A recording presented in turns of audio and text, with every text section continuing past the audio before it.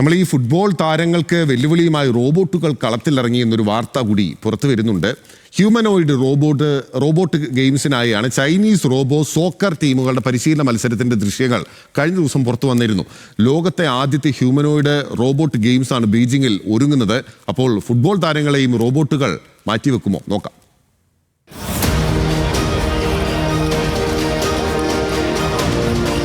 Football മൈതാനത്ത് താരങ്ങൾക്ക് വെല്ലുവിളിയാകാൻ ഇനി റോബോട്ടുകളും.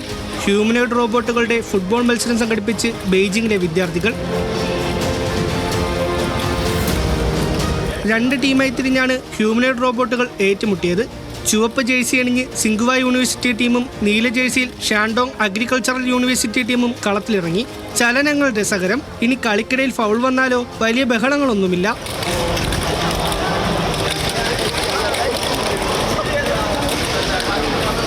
കാൽപന്തുമായി ഫുട്ബോൾ ഗ്രൗണ്ടിലൂടെയുള്ള റോബോട്ടുകളുടെ കുതിപ്പ് കാണികൾ ആവേശം നിറച്ചു.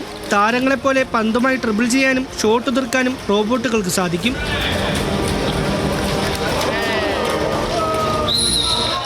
ചൈനയുടെ T1 ഹ്യൂമനോയിഡ് റോബോട്ടുകൾ ആളത്ര ചില്ലറക്കാരല്ല.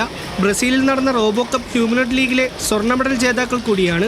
റോബോട്ടിക്സ് രംഗത്ത് കൂടുതൽ മേൽക്കൈ കൈവരിക്കാനുള്ള ശ്രമത്തിലാണ് ചൈന. ഹ്യൂമനോയിഡ് റോബോട്ടിക്സിൽ തന്നെ മുൻതൂക്കം നേടാനുള്ള മത്സരത്തിലാണ് ചൈനയുടെ T1. നിരവധി പേരാണ് വ്യത്യസ്തമായ ഫുട്ബോൾ മത്സരം കാണാനെത്തിയത്.